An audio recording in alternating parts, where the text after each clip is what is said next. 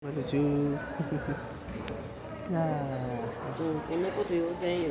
声なしでも声もできるよ。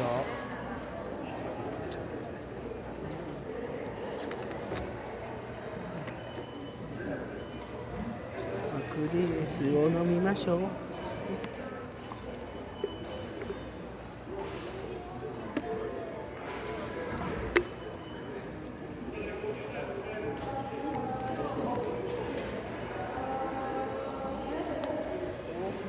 お風呂に上がった後は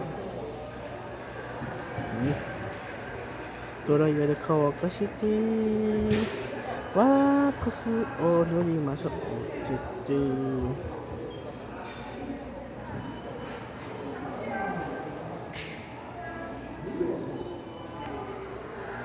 な感じかな。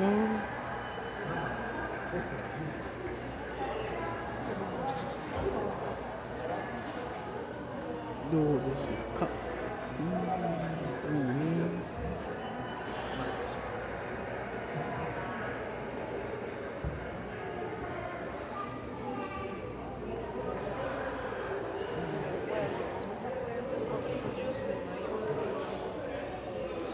なんでかな。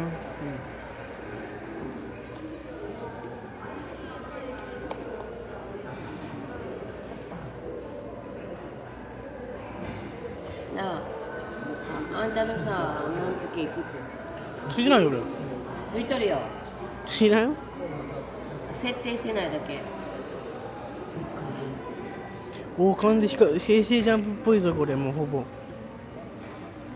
やべ。平成じゃん。